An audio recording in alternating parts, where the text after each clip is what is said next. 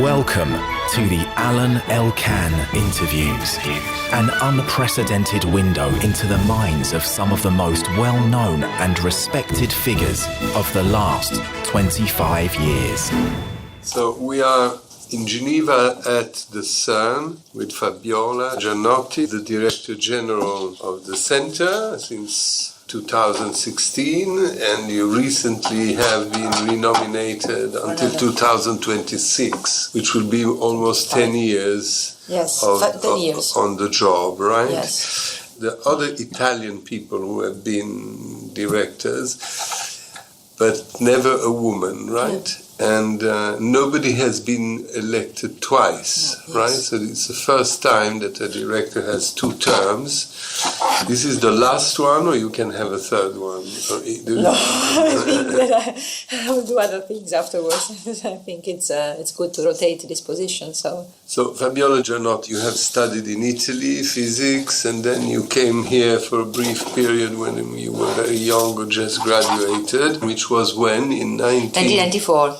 And since then you have been here. So yes. Before being Director General, you have probably seen and worked in many different aspects, yes.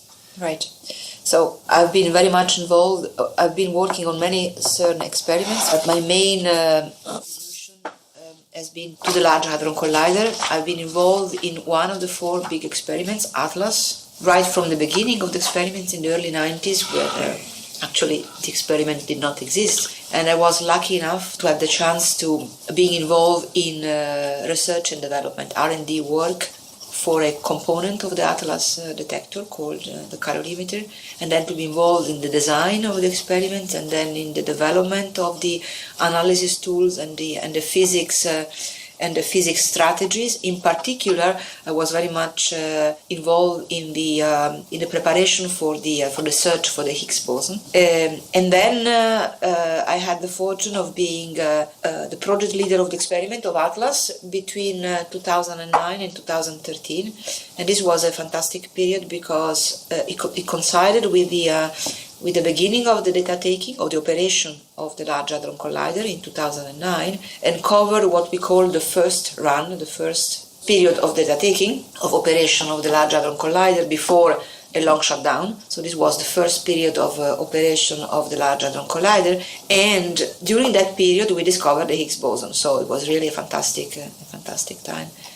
And I've been very fortunate to work with thousands of colleagues from all over the world. That was a fantastic experience. And who elects the director? How do you become the director? And what is the job of a director in a place like this?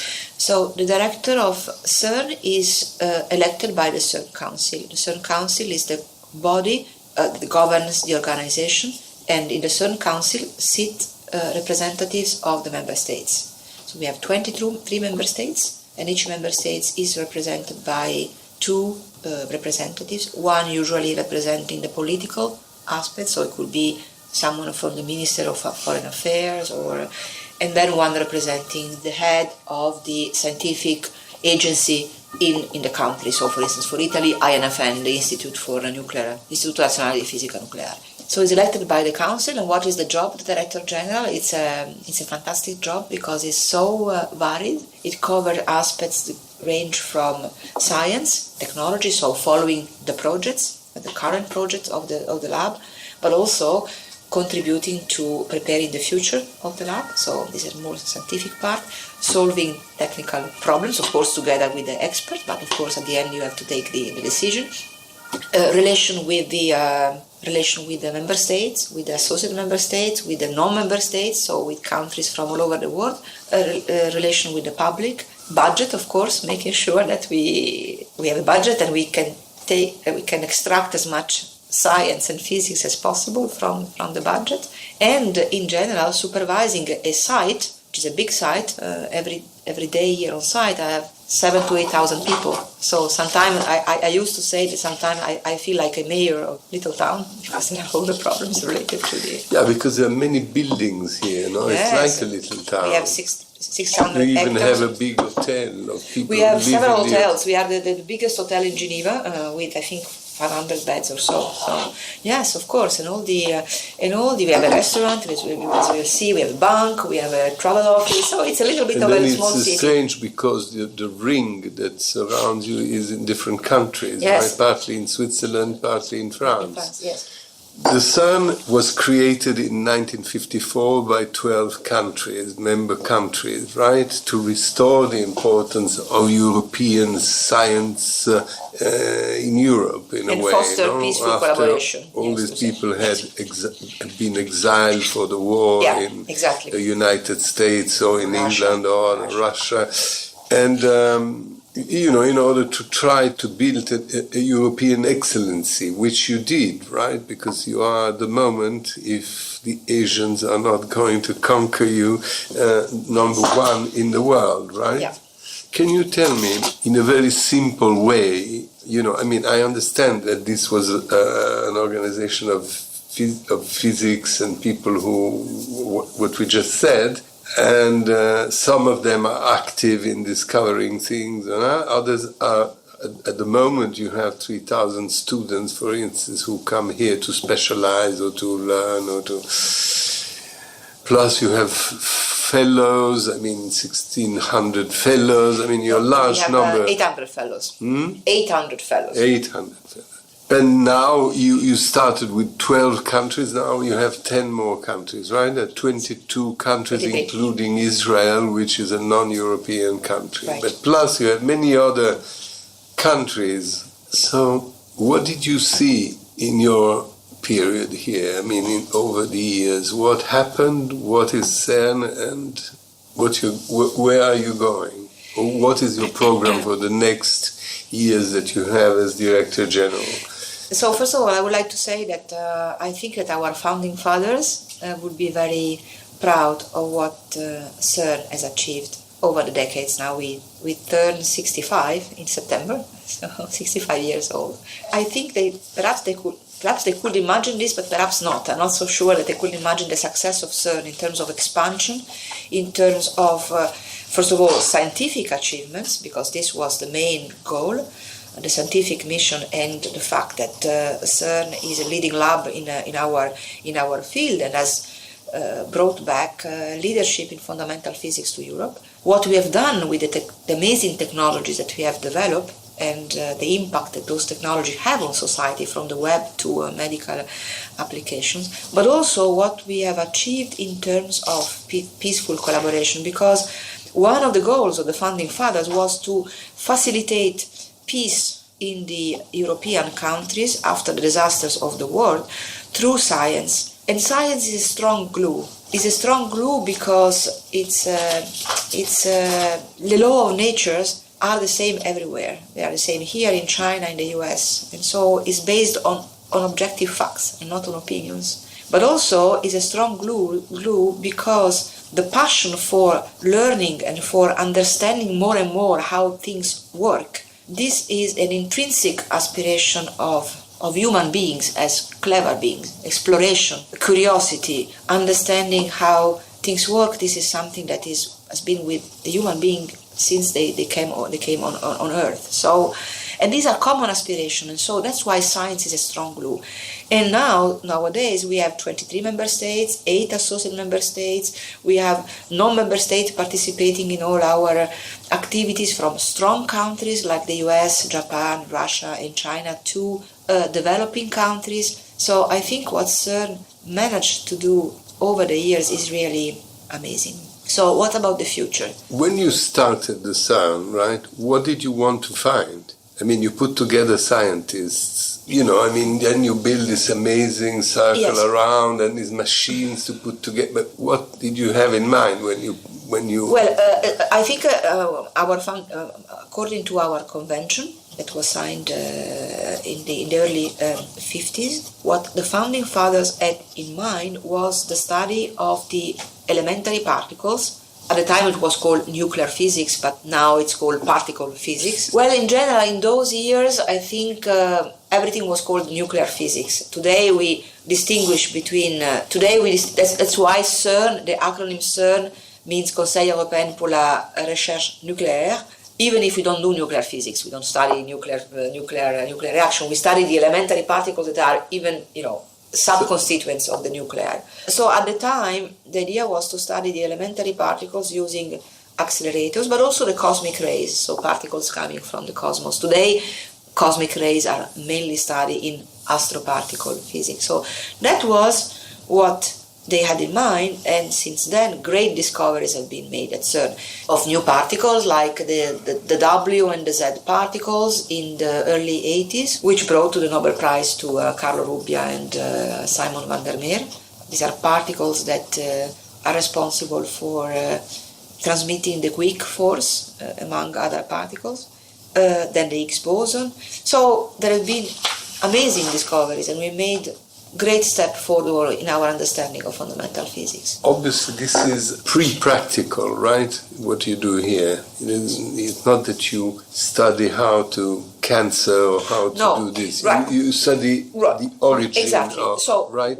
we do fundamental research. Then people can use it the way they want. So there are two different ways. There are two kinds of application of what we do. The first one is related to the fact, as we were discussing before, that in order to do our fundamental research to discover all these particles, we have to develop amazing instruments that you have visited, and you will see in the afternoon also, the accelerators with its magnets, the experiments, big computing infrastructure, and to develop new technologies that when we start them, industry doesn't know them. So the impact then on society or industry on society is large because of the technologies that we develop. Will the particles that we discover, the W, the Z, the Higgs and other, have a direct impact on society one day? This we cannot tell. Will there be a direct impact on our researches on society? This we cannot tell. I can only say that every time we make a step forward in fundamental knowledge, this sooner or later benefits progress. Give you an example that I like to give. Yes, I wanted an example. Quantum mechanics, like general relativity, they were developed at the beginning of the last centuries. When they were developed, they look so far away from any practical application. Quantum mechanics has to do with a very, very small world. Elementary particles behave according to quantum mechanics, but our macroscopic world may not know anything about quantum mechanics.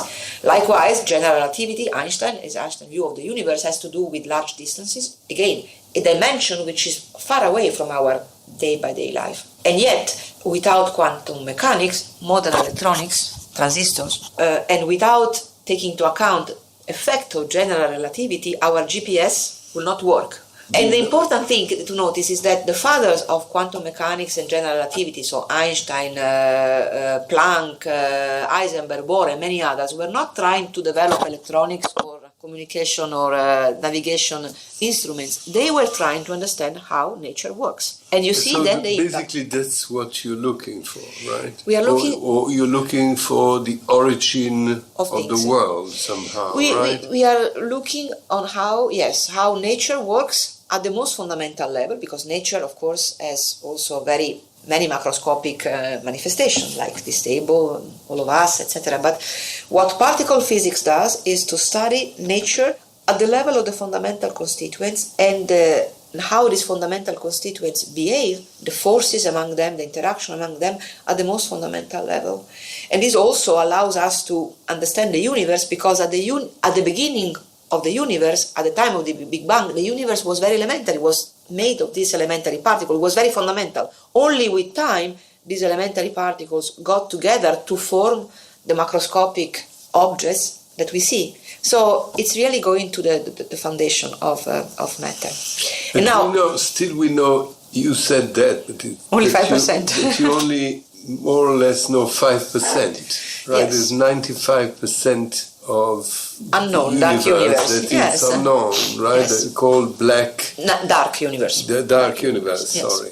So this is your aim, to discover what is this dark. Exactly, to make progress. The aim, of course, not only of CERN, because there are things that can be done with our instruments, like accelerators, and things that can be done with other type of approaches, like space mission. Can you tell me what an accelerator is? Because maybe not everybody understands So that. the accelerator is an instrument that allows us to accelerate particles up to the highest possible energies, and the limit in the energy comes from the available technology. So the more we push the technology, the more energetic the beams can be, and then to bring them into collisions with two beams, for instance, in a collider or on a fixed target, and then therefore in these high energy collisions the new particles can be produced. We can understand how the elementary constituents of those particles are interacting, and so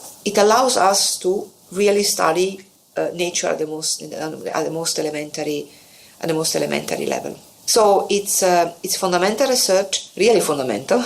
As I mentioned before, particle physics is the most fundamental of all sciences because it looks at the elementary constituents, but also is also a lot of technology. But there will be something else than collusion or than these accelerators? So the accelerator, be another way of studying it? Or? No, well, there are things that you can only do with accelerator. For instance, if you want to study the Higgs boson, the only way is to produce it in the collision. Yeah, but what is interesting is that the boson is a tiny little minimal thing, right? Yes. And in order to do that, you have immense machines. Exactly. Know? And why do you need 27 kilometers? Exactly. The smaller the constituents that you want to study, the higher the energy must be. If you want to study human cells, you need a microscope. If you want to study the constituents of matter, you need a big accelerator with very high energy in order to be able to have the resolution power and who to study. Has discovered that? What? Well, this is quantum mechanics, Heisenberg principle, for instance. Who has? The accelerators have been developed over the decades by many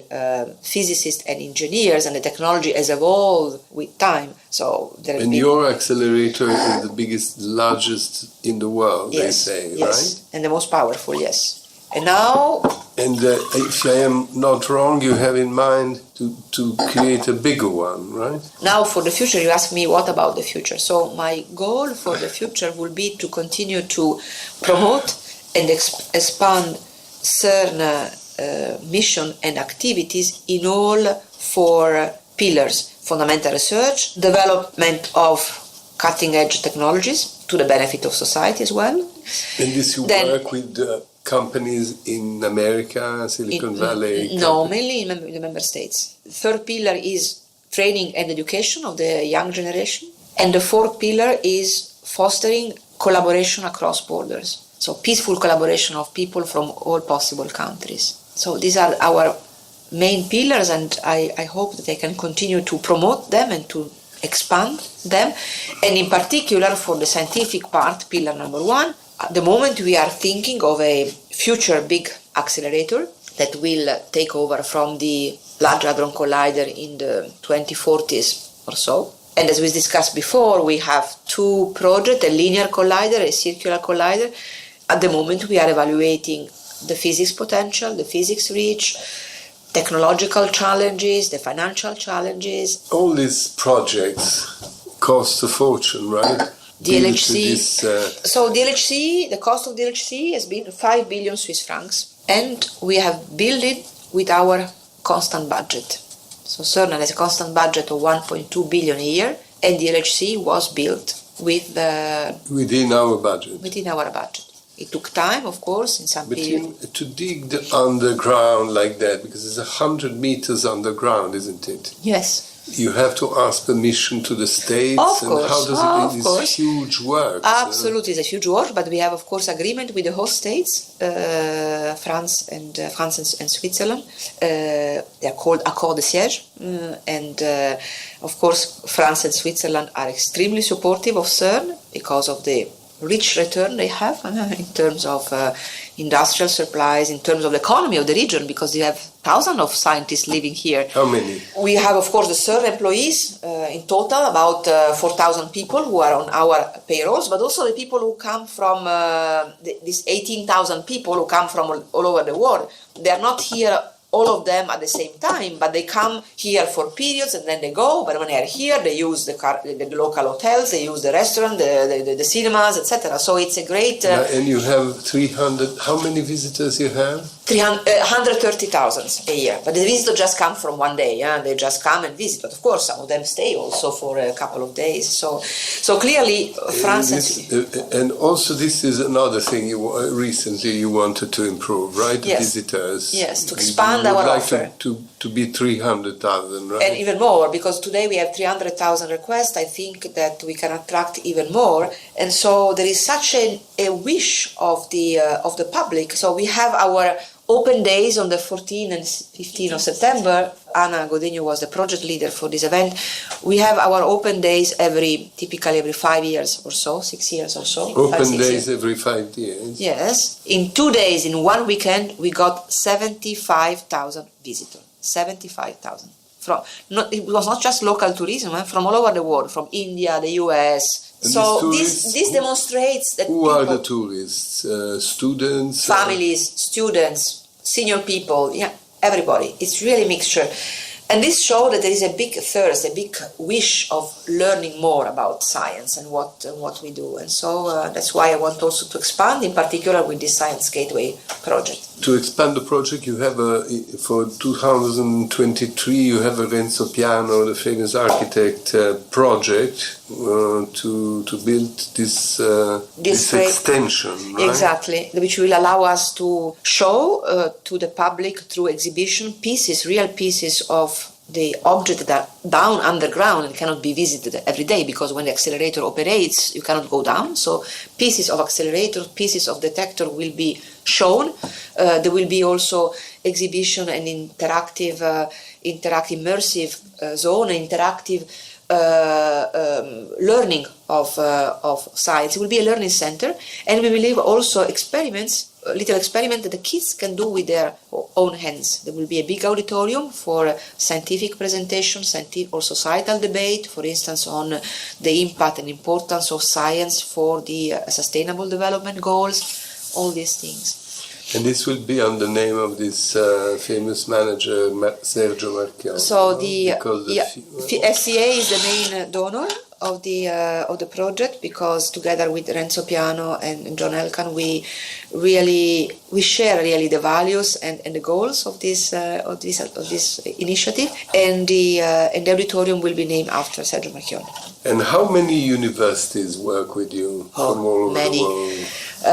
I think we have something like 300 or 200, 300 universities. Big number. That send people here. Exactly, they participate in the experiments. Yeah, but this research that you do, is it done also elsewhere, or you're unique? There are other projects. I mean, is there There is competition and collaboration. So, for instance, at the moment, Japan and the US have built or are building facilities to study some special elementary particles called neutrinos. Neutrinos are very intriguing particles. I cannot expand on this, otherwise it will take 2 hours, but they're very intriguing particles. So because the US and Japan are running already or will build new facility to study neutrinos, you're not going to do we are not going to do it in Europe, but what we do, we help them realize their facilities. Okay? On the other hand, here at CERN, we have the leadership in what we call the energy frontier. So high energy colliders like the Large Hadron Collider.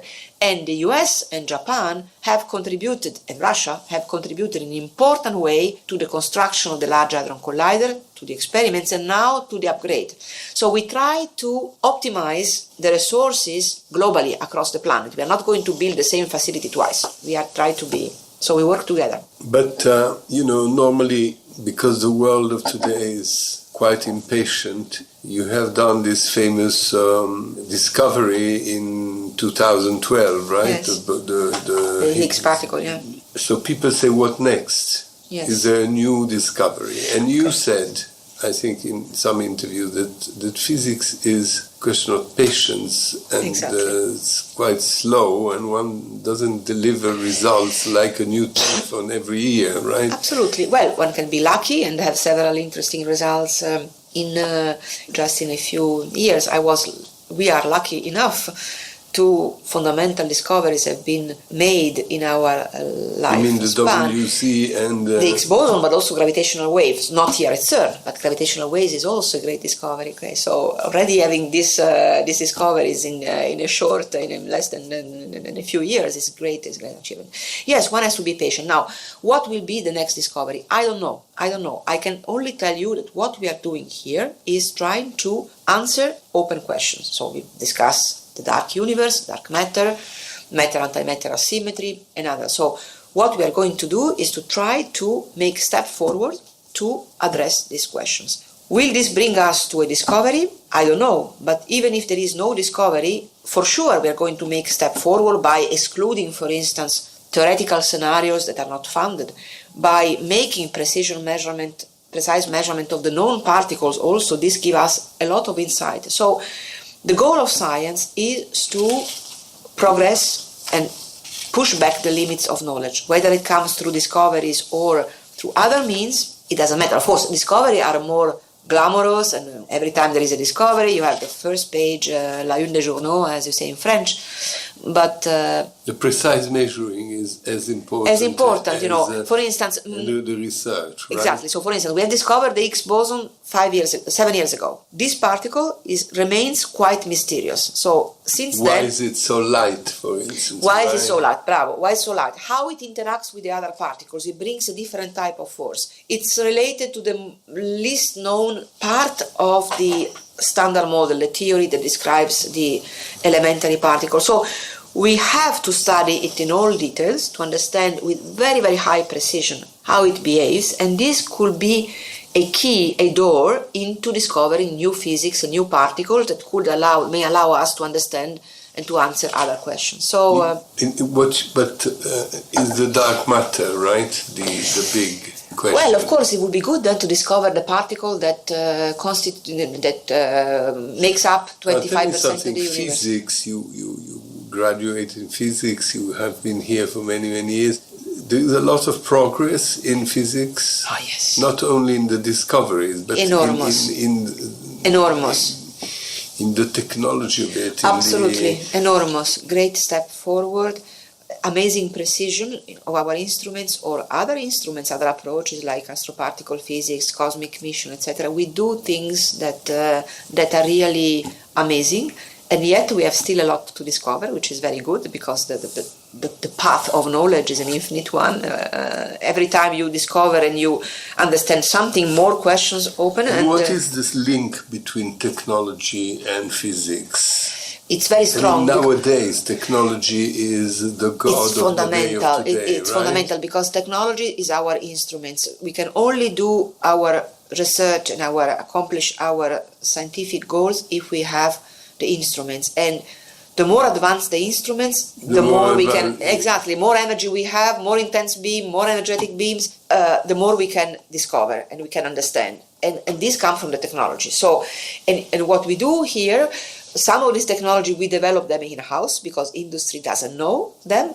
Then we build prototypes together with industry. Luca Bottura later on will explain to you the example of superconducting magnets. This was a fantastic example. So we build prototype in-house together with industry, and once the prototype is well understood and everything is understood, then we transfer the construction of 27 kilometers of magnets to the industry. So it's a very strong partnership by which we grow together, and it's a continuous... So you are also in touch, not only with universities, but also with all the time. Companies, Absolutely, right? Absolutely. We have contractors here that, of course, also many services are outsourced from an external contractor. So it's a very, very, very strong partnership with industry, and companies tell us that for them, working with CERN is a fantastic opportunity. On one hand, because CERN has such stringent requirements in precision, in goals, in specifications, in quality,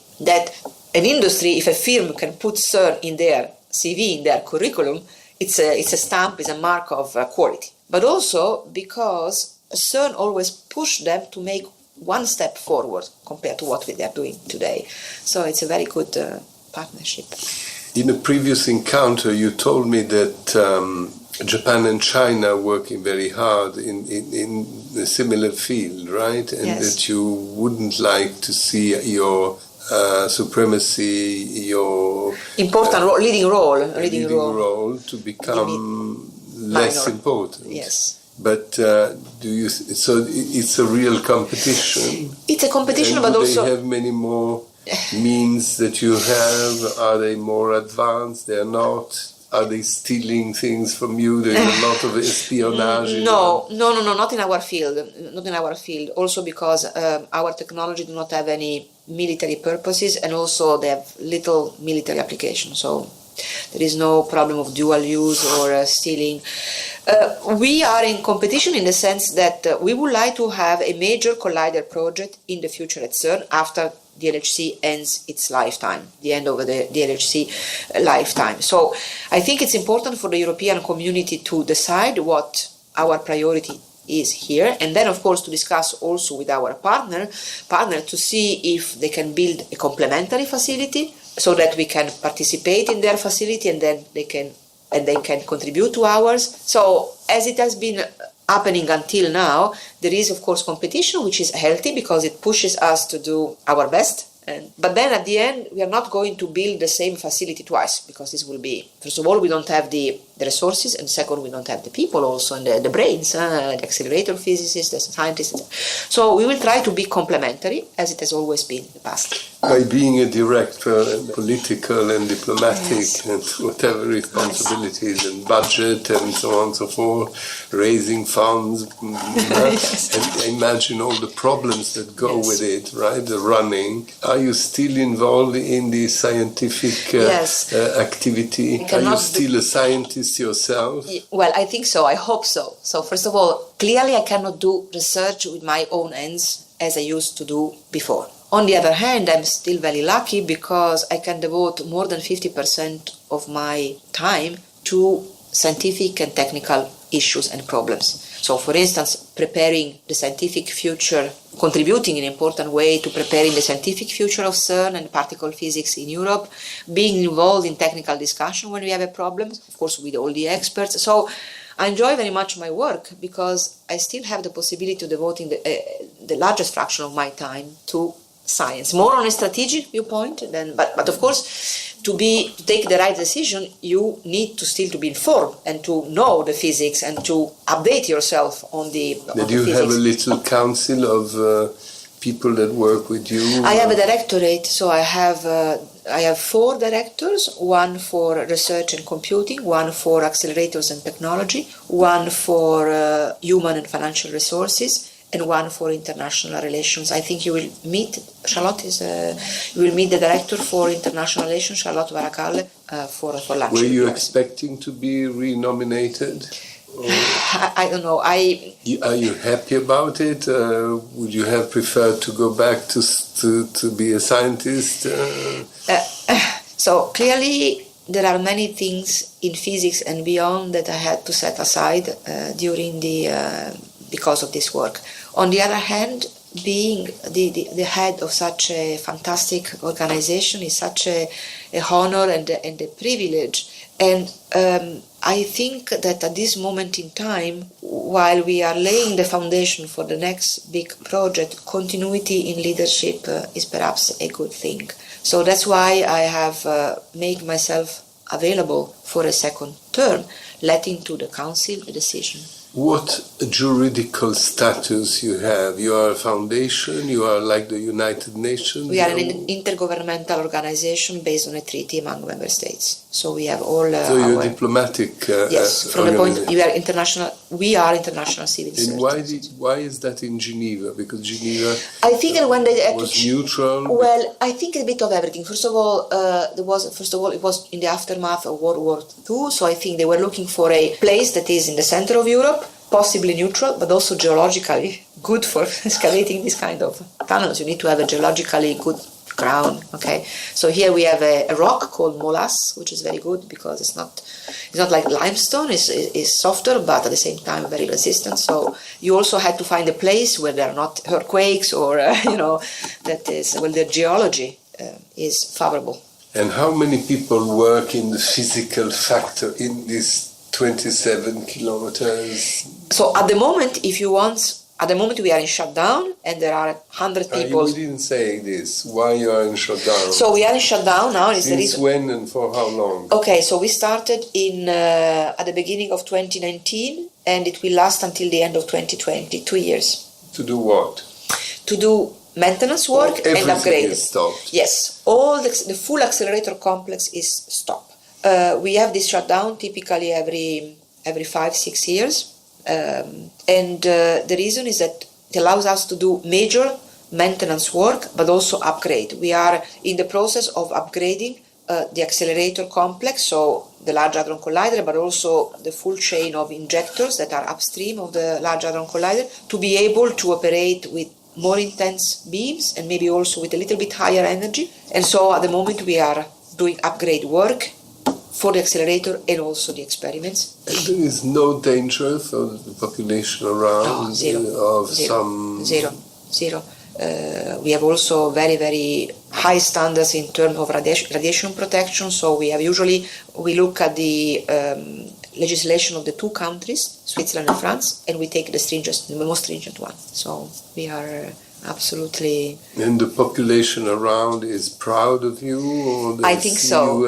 I think so. They're very supportive because they see what we do, of course. But also, I think they like also in general our outreach activities. We have several outreach activities with the locals, for instance, with the local schools. We send sometimes female scientists, physicists, engineers to teach in the local school to show female role models for science.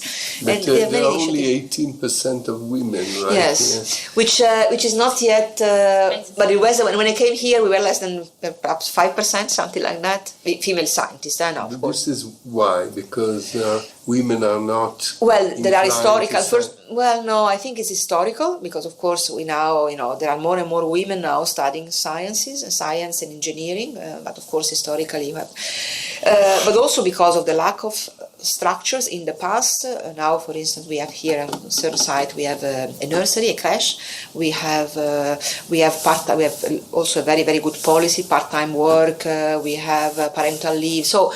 No, we are monitoring also the careers of male and female scientists. And they have equal treatment for same work. Yes, equal salaries. No, it's not like in industry where sometimes you have different. No. And also we monitor the development of careers, making sure that women advance and progress in their careers like men. So that's. So we hope that with all that. And which are your major problems in this big, small community? In general, or for women in general? What do you face? It's difficult to say. To pick up one problem. There are all kinds of issues. Every day there is a different issue to address, and that's what makes my life very exciting and my work very, very varied. There are human issues, there are political problems, there are budget problems, there are many things. But the fact that unless you have a new discovery, which becomes obviously front page, glamour, blah, you feel supported by the press, by the environment, by the politicians, or they have tendency to find it too slow? It's a very good question, and we have to continue to communicate with all audiences and all stakeholders, and Anna, as head of the Education Communication Outreach Group, knows very well. We have to communicate with all the different stakeholders, from the politician to scientists of other fields, from other fields to the public, the importance of what we do. I must say that the member states are extremely supportive. Our budget has remained constant over the years, which shows that member states pay on time their contribution to the budget, which shows strong support. And I think the public understand. That this idea that precise measuring is as important as discovery, is it easy to convey? It's a very good question. It is less easy, of course, than talking about discoveries, of course. But we cannot promise discoveries. It will not be fair from scientists. And sometimes discovery also, history shows, that arrive where they were totally unexpected. Okay, so I think it's important to show to the public that what is important is to advance our knowledge of physics, and this can be done in different ways, through discoveries, to measurements of particles, very mysterious particles like the Higgs boson and many others, through falsifying also theories that have been with us for decades and they've turned out not to be correct. All these For things. instance? Well, there are some of the theories that are not been successful until now, like supersymmetry. It doesn't mean that supersymmetric theories are wrong. It means that perhaps supersymmetric particles do not exist at the energy scale that we are studying, but who knows? So, it's very important to look at the broad spectrum of possibilities and all these things. But in this world, with everything now, there are two words at the moment that are used a lot. One, populism in politics, and the other one is sustainability in everything, right? Yes. This word is used everywhere and all the time, for clothes, for food, for things, and climate warming and all that.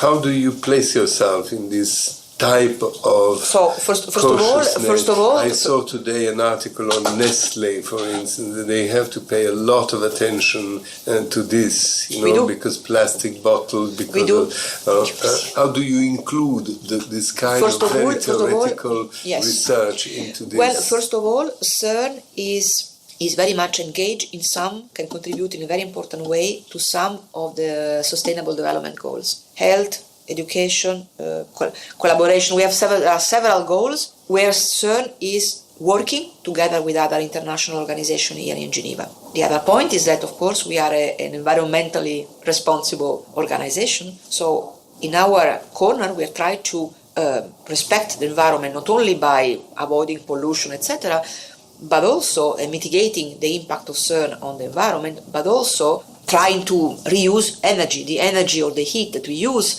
For instance, we have a nice project now that will reuse the heat from the cooling towers in one of our LHC points to warm up a village in a part of the Ferney-Voltaire town.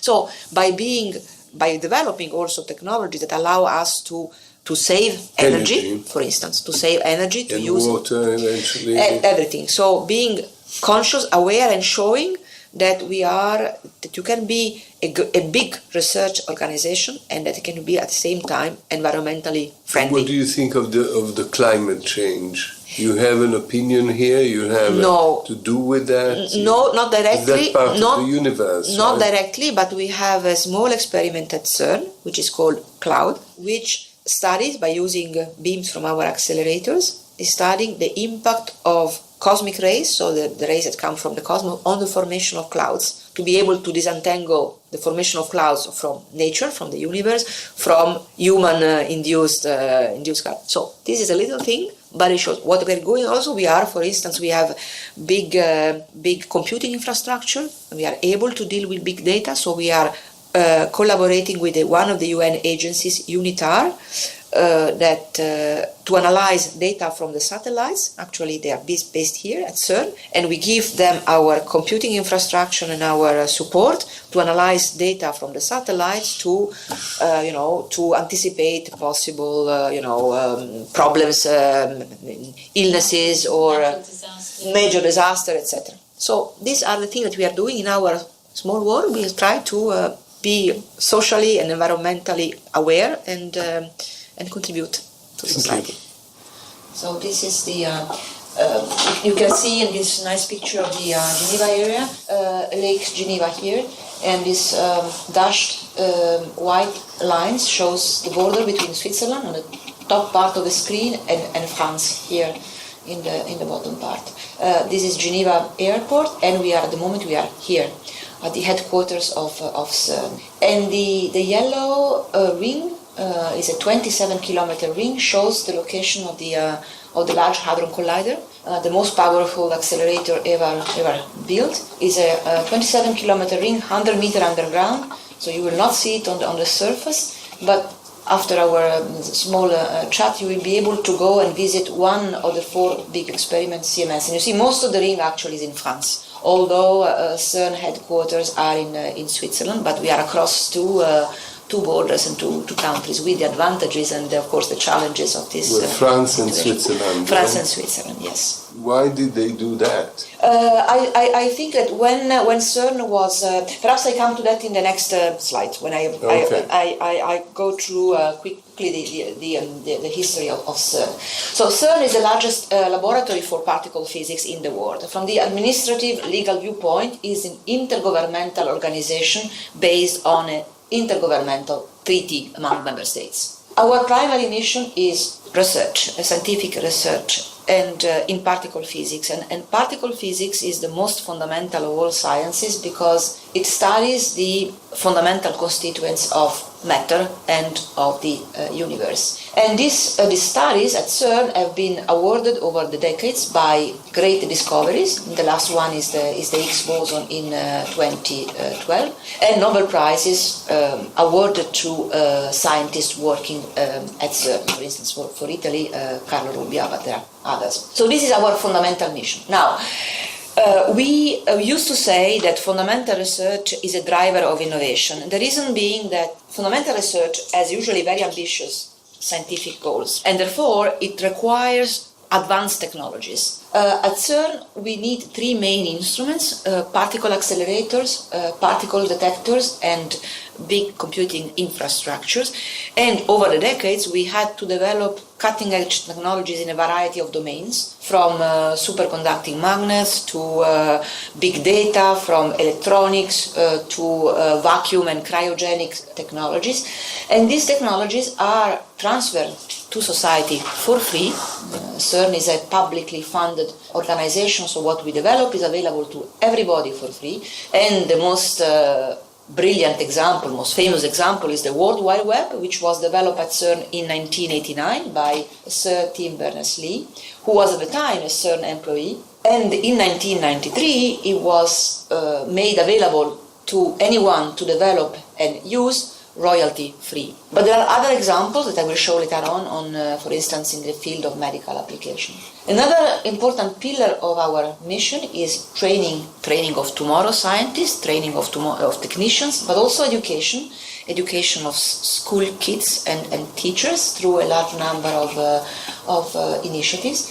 And last but not least, CERN is a concrete example of peaceful collaboration across borders, because it brings together some 18,000 scientists from all over the world, more than 110 different nationalities. Well, training and education, when is like a university, is like a PhD?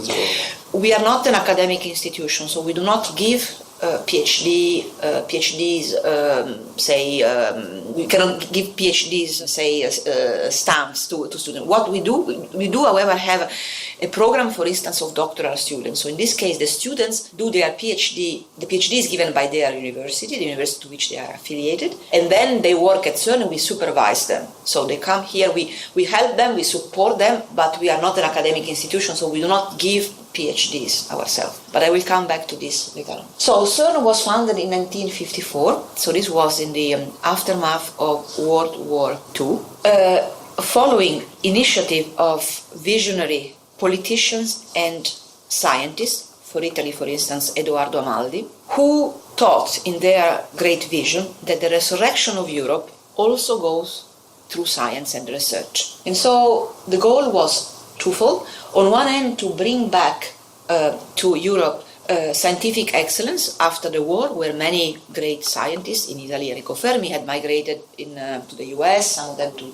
US, Fermi, Russia, Pontecorvo, and others. And the other goal was to foster collaboration among European countries after the divides of the war through science. So at the beginning, 12 European states signed the original treaty, and now CERN has 23 member states.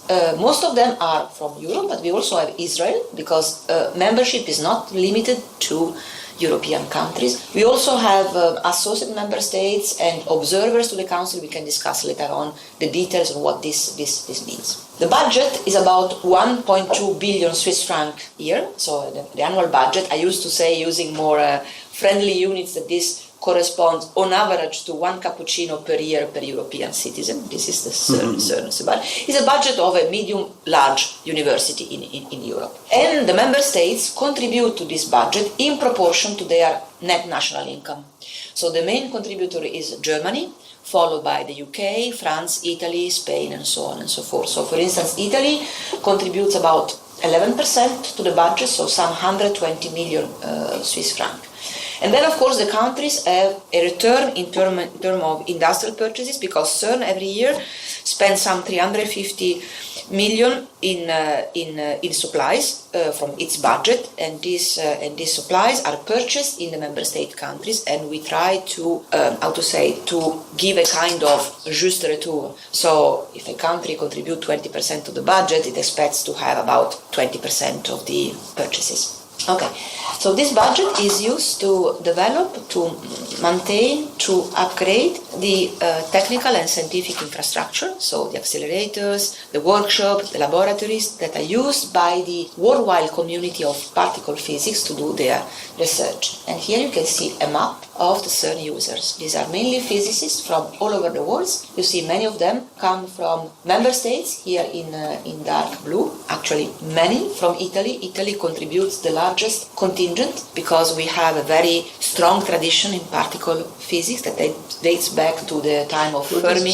What does it mean, distribution of all CERN users? So, what is users? Users are the physicists from all over the world that work here. So, CERN has employees, in total about 2,500 employees, staff like me, and then as also we have something like 800 fellows, so postdoctoral fellowship, and then we have other associated in this slide here, other people on the payroll. Total we have 4,400 people on the payroll, of which 2,600 are staff. I said 2,500, but okay. But these infrastructure are used from physicists, engineers coming from all over the world. So, for instance, there are groups from Milano, from Rome, from London, from the US that come here and work here. The largest group is Italy. Actually, the largest number of physicists working at CERN comes actually from Italy. You see almost 2,000, 1,900, to which we have to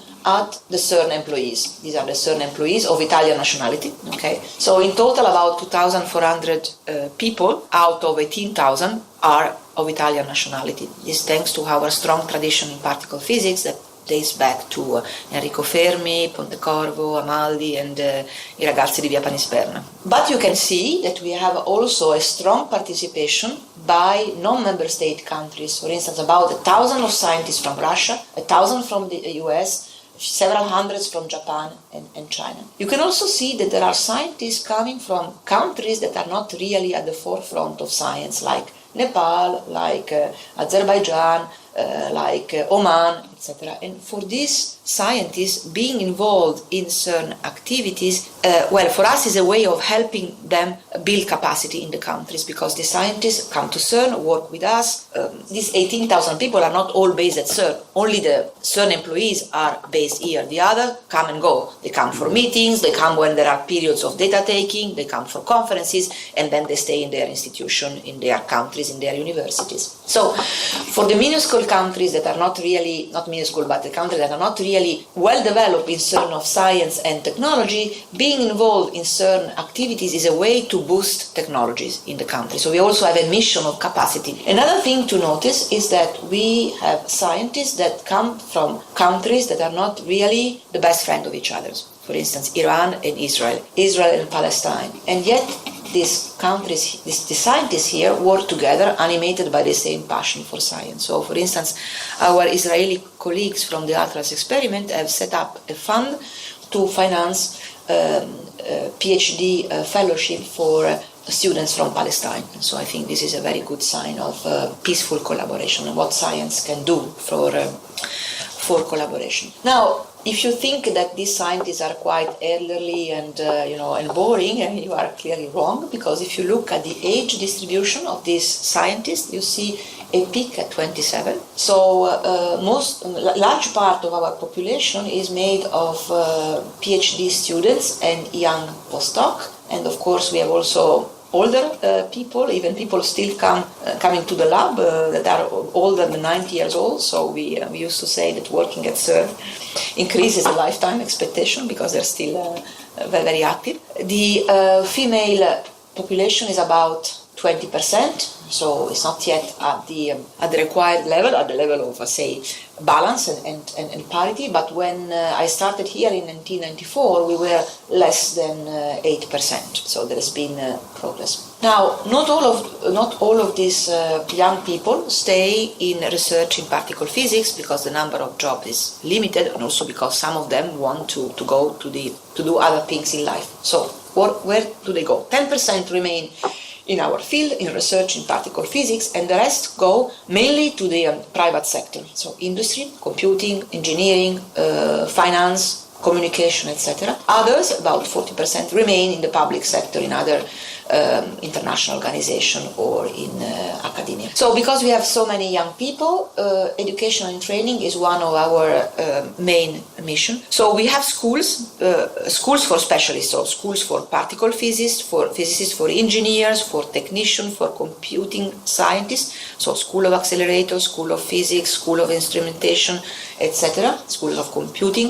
And this school initially started in Europe, but now, over the past years, we have also been organizing them in Latin America, in Asia, and more recently we have been teaming up with other scientific organizations in Europe to organize physics school in Africa. So Ghana, Senegal, Rwanda, we were in Namibia 1 year ago. We also have several initiatives for high school students and their teachers. We have a very successful teachers program that every year brings to CERN, you can see, about 1,000 teachers. They come here for a couple of weeks and they receive a complement of training and education in modern physics. It's a very hands-on program. And every year we have something like 130,000 visitors. Most of them are high school students, and about 80% of them come from more than 700 kilometers away. So it's not just local tourism, but these people come from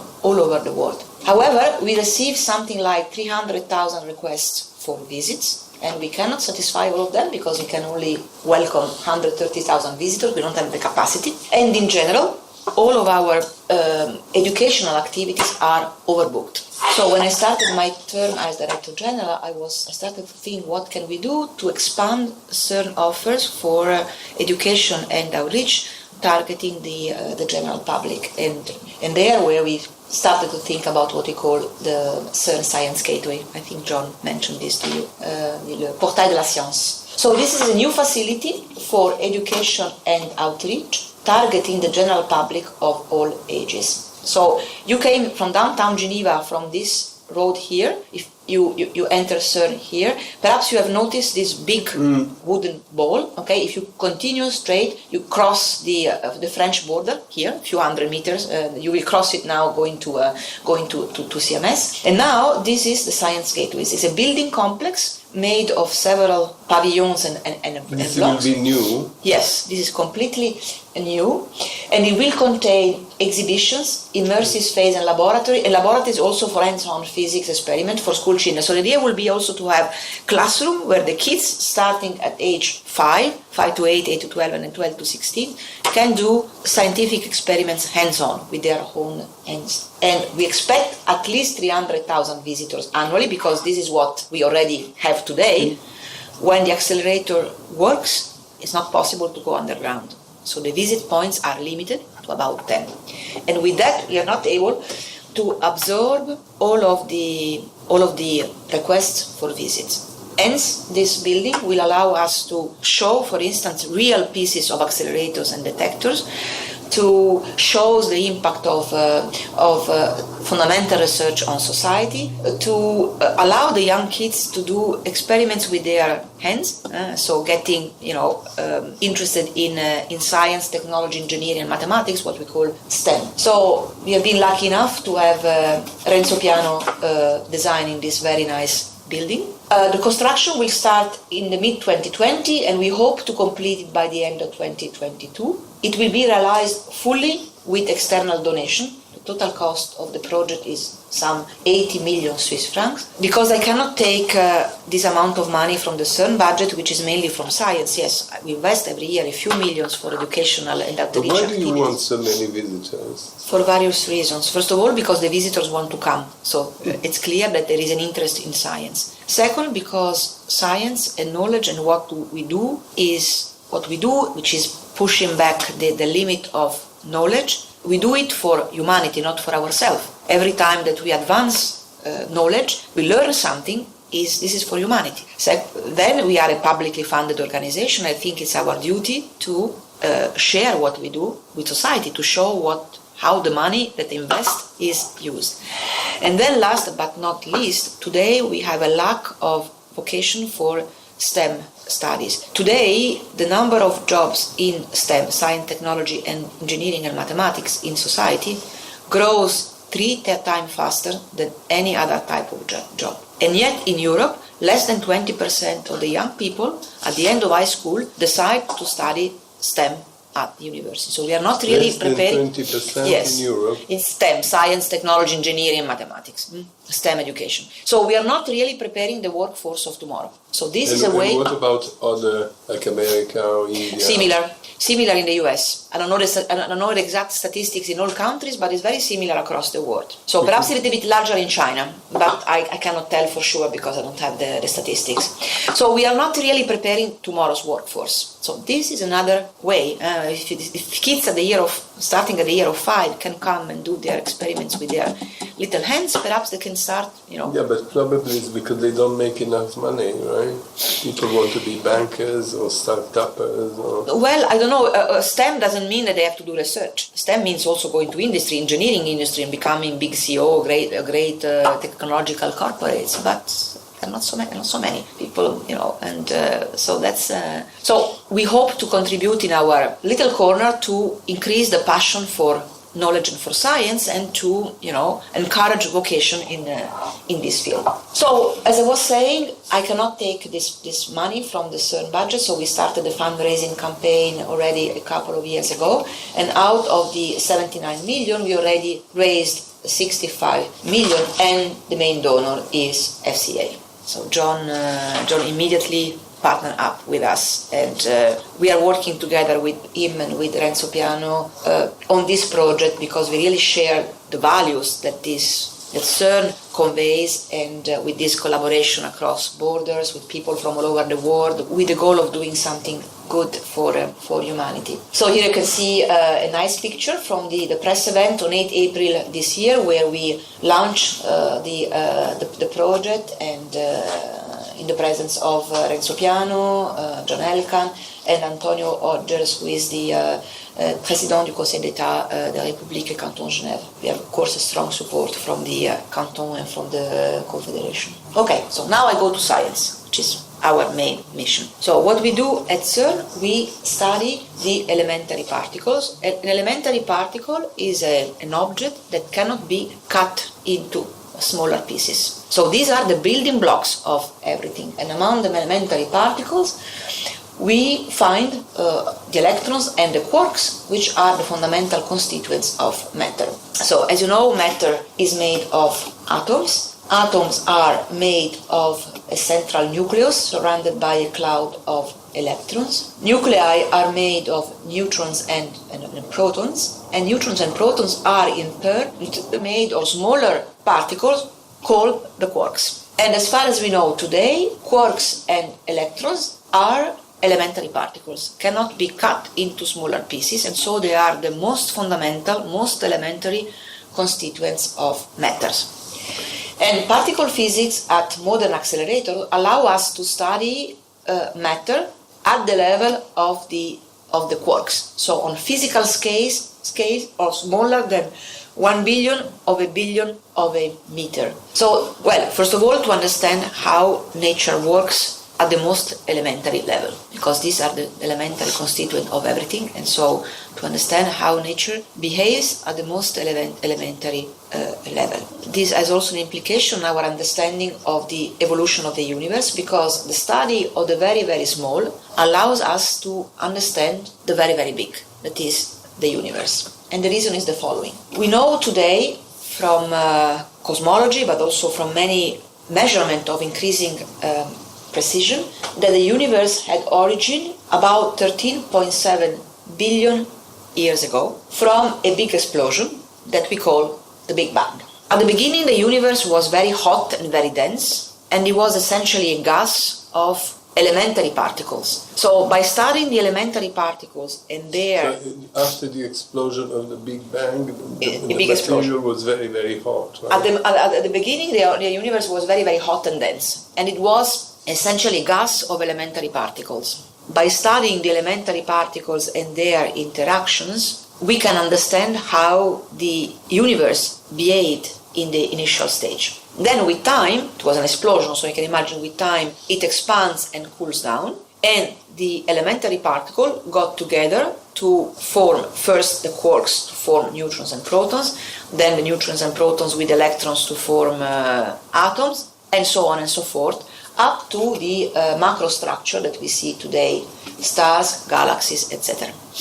And there are two different ways to study the universe and its evolution. One is to use telescopes on Earth or on space, and the telescopes, they look at the big objects, galaxies, stars, planets, and they can go back in time by looking at the farthest object, because the farthest This object... comes from Galileo, Telescopes, yes, but of course there's been a great evolution since then, and now we have very sophisticated telescopes both on Earth or in space. However, telescopes cannot go back, cannot study the universe at epochs earlier than 380,000 years from the Big Bang. Because at that time the universe was so dense, this gas of particles was so dense that light could not escape. Light was trapped. And so it never reached us, it never reached our telescope because it was confined in this ball. Okay? So if you want to go to earlier stages of the universe, you have to use accelerators. Because accelerators allow us to study the phenomena that characterize the universe in the early days. The most powerful accelerator ever is the Large Hadron Collider at CERN. It's called the LHC. So we are back at the initial picture. Is this ring here, 27 kilometers. Operation started in 2010. It means that since 2010 we accelerate two beams of protons in the two opposite directions of the ring. We accelerate them up to the highest energies allowed by the technology. We'll come back to this later.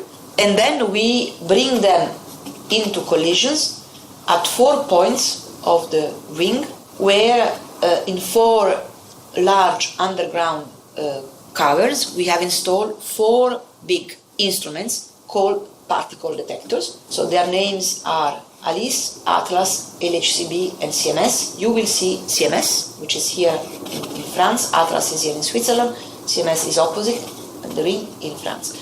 So what is the task of this? The accelerators accelerate the beams up to the highest possible energies and then smashes them in the center of the experiments. The detectors are instruments made of different concentric layers that have the goals of detecting, measuring, identifying every single particle that is produced in the high energy collisions of these proton beams. And so these detectors can be seen as giant digital camera that take pictures of the collision events and then allow us to interpret what happened in the collision.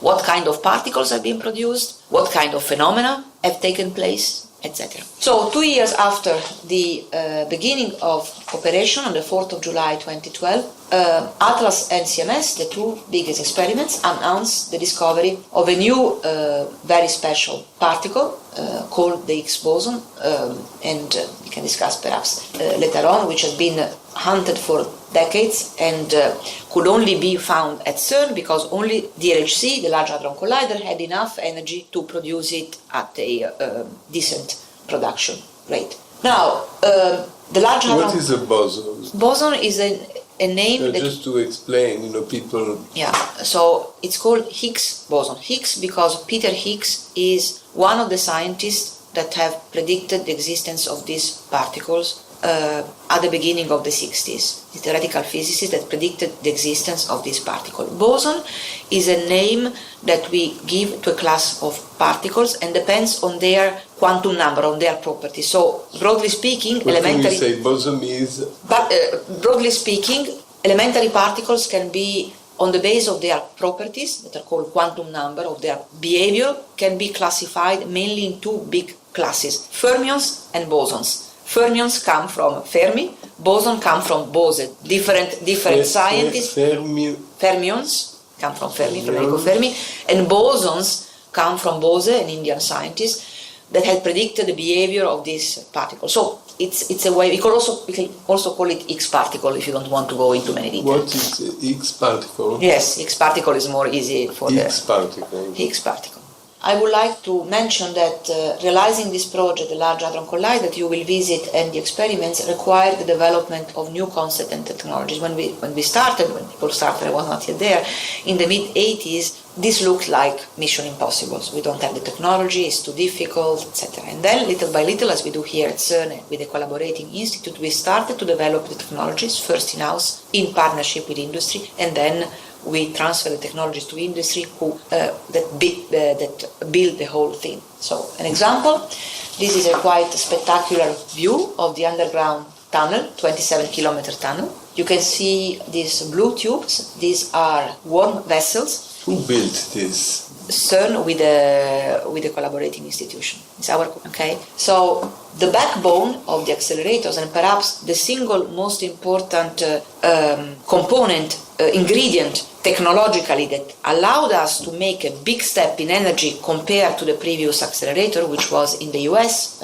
near Chicago, has been the development of a new generation of superconducting magnets that we have generated here in-house. Luca Bottura later on will explain to you, will show you these magnets, that we have developed in-house and then have been built by three leading industries in Europe, Alstom in France, Ansaldo in Italy, and Babcock Knoll in Germany. Being superconducting magnets, those magnets work at very low temperature. 1.9 Kelvin means minus 271 degrees Celsius, which makes the LHC, as we say, one of the coldest places of the universe. Because I mentioned at the beginning that the universe was very hot at the beginning, then it expanded and cooled down. And if you ask yourself what is the temperature of the universe today, of the outer space, is 2.7 Kelvin, and here we work at 1.9 Kelvin. So this gives an idea of the challenges in terms of cryogenics, in terms of also vacuum and other that we had to face and to develop and to address in order to masters in order to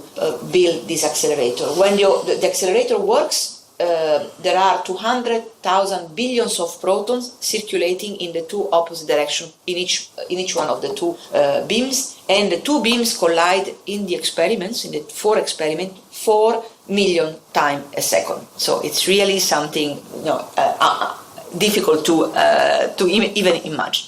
Okay, the experiments are also quite spectacular. You will visit CMS. This is Atlas. A view of underground cavern of Atlas is the biggest of the 4. You see here the size of 2 human beings. Okay, just to give you an example, Atlas is half Notre Dame in terms of size. CMS, the experiment that you will visit, is a weight that is twice as much as the Tour Eiffel. And every year we write something like almost 100 petabyte of data. So we have an amount, we produce and process and distribute an amount of data that is comparable to YouTube, Twitter, etc. So clearly the question is why? Why we have been doing all these efforts? So the LHC has been conceived and built to address very important, outstanding questions in fundamental physics. Question number 1 was, what is the origin of the masses of the elementary particles? Electrons and quarks have a mass. Other elementary particles, like the photon is the quantum of light, so this room is full of photons. A photon, the quantum of light, got no mass, and is a particle that travels at the speed of light. Other particles have a mass, are massive particles, as we are massive. Okay, they have a mass, a tiny mass, but they do have a mass. Okay, the photon has no mass, just energy, just kinetic energy, just moves at the speed of light. However, it was an open question to understand how at a certain moment of the evolution of the universe, electrons and quarks and other particles acquired a mass, whereas the photon remained massless. And this was something that has been puzzling us for a long time, and now we have understood at least most of it with the discovery of the Higgs boson. I will come back later on why and how it happened. But there are many other questions. Question number one in fundamental physics, in fundamental science today, is what we call the dark universe. When we look at the sky in the evening and we see many nice stars, galaxies, and beautiful planets, what we see is only 5% of what is out there. The rest is made of form of matter, about 25%, and energy, about 70%, which we have no clue of what they are. And these are called dark matter and dark energy, where dark indicates our ignorance and the fact that this form of matters and energy do not interact with our universe. So, understanding the dark universe is one of the main questions in fundamental physics, which is being addressed by many approaches. So what the point is, you want to know what is the dark matter? Well, it's one of our goals, to understand what is dark matter made of. So if the dark matter is made of heavy particles which have a certain type of interaction, then it will be possible to produce them in the collisions of the Large Hadron Collider. Okay? If they are extremely light or too heavy, then it's not possible, and then other approaches will be more successful. But this is an endeavor that brings together accelerator physics like the one we do at CERN, astroparticle physics, cosmology, it's because it's a big problem today for physics. Not only the one that we do at CERN, but also for many other endeavors. So understanding the dark universe, because it's a bit embarrassing that we only know 5% of the universe. On the other hand, it's also very exciting that there is still a lot to learn. The other open question is the so-called matter-antimatter asymmetry. Our universe is almost exclusively made of matter, with very little antimatter. What is antimatter? What is antimatter? Okay. In an oversimplified way, antimatter is like matter, but with the opposite charge. So, for instance, an electron has a negative charge. The antiparticle of the electron is an electron with a positive charge. Okay? It's more complicated than that. But why there is so little antimatter? This is a question. We don't know. We think that at the time of the Big Bang, matter and antimatter were present in the universe in similar proportion. But at some point in the evolution of the universe, the antimatter disappeared. Where is it? What happened to it? We were very lucky, because when matter and antimatter get in touch, so a positron with an electron, they annihilate in energies, in photons. Okay?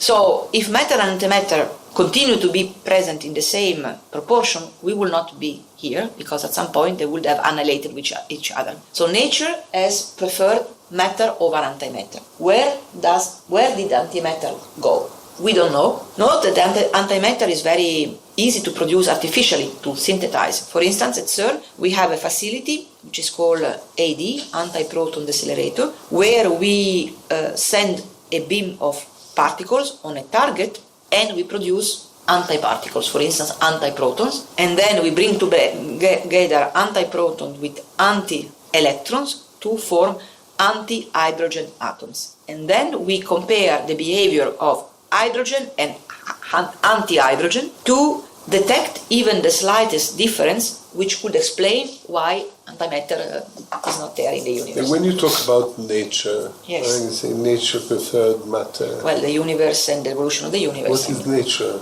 Do you know what is nature? I said nature as a proxy for the evolution of the universe, if you want. The laws of the universe, okay, which we understand to a large extent, but still we have many unknowns, as you can see. Mm-hmm. So you see that there are many open questions that we are still trying to address with the Large Hadron Collider and other endeavor. Now, the Higgs boson was discovered in 2012, and then in 2013 the Nobel Prize in Physics went to two theoretical physicists that in 1964 had predicted the existence of this particle. So François Englert is a Belgian physicist, and Peter Higgs. So why is the Higgs boson so important? I mentioned before that it is related to the mechanism by which at some point in the history of the universe the elementary particles like the electrons and the quarks got a mass. Before they were massless, okay? Because if the electrons and quarks did not have a mass, atoms will not stick together. They will not exist as stable entities. And because we are all made of atoms, we will not exist. Simple like that. Okay, so we are here also because the Higgs boson exists, also because sometimes in the history of the universe the antimatter disappeared. We are here because the universe went in a certain way. But the Higgs boson is related to this important question. Okay, so what's the future? The Large Hadron Collider will operate, will be upgraded, is being upgraded now to operate with more intense beams in the next decade, and will operate until 2035, 2037 or so, with an upgrade to the accelerator. So at the moment we are in shutdown, in technical stop, in shutdown, because we are upgrading the accelerators to operate with more intense beams of protons, and so to give us more data. But we are already thinking about the future, the post-LHC accelerators. At the moment we are studying two projects. One is called CLIC, it's a linear collider here on the slopes of the Jura. You see it's a linear accelerator where you inject the two beams at the two ends, and then you accelerate them and you collide them in the middle. And the other one is called FCC, Future Circular Collider. You see it's like the Large Hadron Colliders, but much bigger, 100 kilometers. So it will go under like Geneva, beyond the Salaire,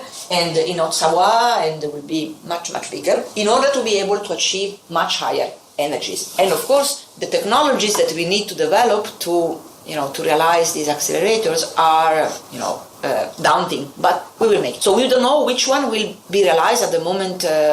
The community of particle physics is, updating. We are updating our strategy, our roadmap for particle physics, and at some point we will decide which one is more promising. Note that we have competition from Asia for both. Japan is planning with Asia. You have? Yes. Not with the United States? No, we work with the United States, but the United States is mainly focusing on the study of other particles called neutrinos. So we collaborate with them, and they collaborate with us on the Large Hadron Collider, and also they will be a strong partner in the future project. So Japan is considering the possibility of building a linear collider, and China is thinking of possibility of building a circular collider. They are competitors. We collaborate because of course we are also in competition because of course I mentioned at the beginning that one of the goals of CERN in the mind of the founding fathers was to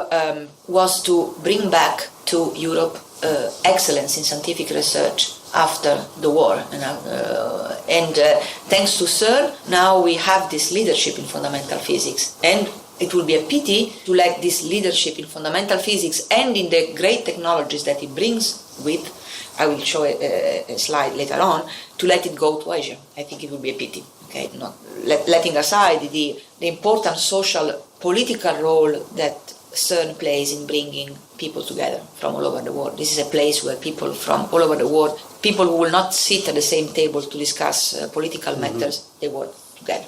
One of the questions that I receive most often is the following: will the Higgs boson change our life? And my answer is that it already has. This is because, as I mentioned at the beginning, the very complex and high-tech instruments that we need for our research require the development of a huge number of technologies, from the web to big data, from electronics to cryogenics to vacuum, etc., the superconducting materials, and these technologies find application today in a large number of domains. For instance, the roof of Geneva Airport is covered by solar panels, which are based on vacuum technologies developed at CERN. I mentioned the World Wide Web, which changed the way society accesses information, but there are many other examples. For instance, in medical application, today, if you go for a scanner, the most widely used diagnostic technique is called PET, positron emission tomography, and is based on detectors developed at CERN. Another example is what we call hadron therapy. So when you want to treat cancer, the most widely used therapy is radiation, X-rays. Okay, but the problem is that X-rays spread all over the place. So if you have a tumor here and you bombard it with radiation, the X-rays goes all over the places, and so they also touch the healthy tissues. On the other hand, if you use protons or light ions like carbon ions, these are very much focused, so you can really target the tumor and only hit the tumor. So this is a complementary therapy which is used, for instance, for kids, because kids, you don't want to irradiate the brain or the stomach of kids, etc.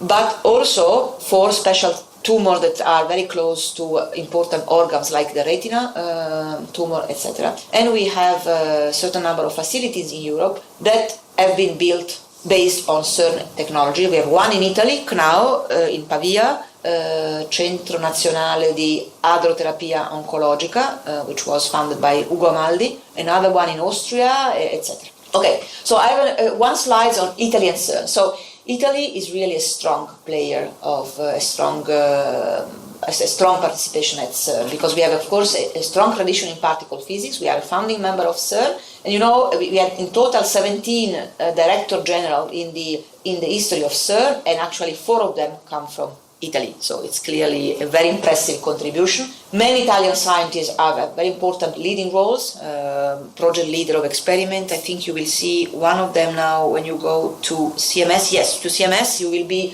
guided by the project leader, so-called spokesperson of the CMS experiment, Roberto Carlin from Padova.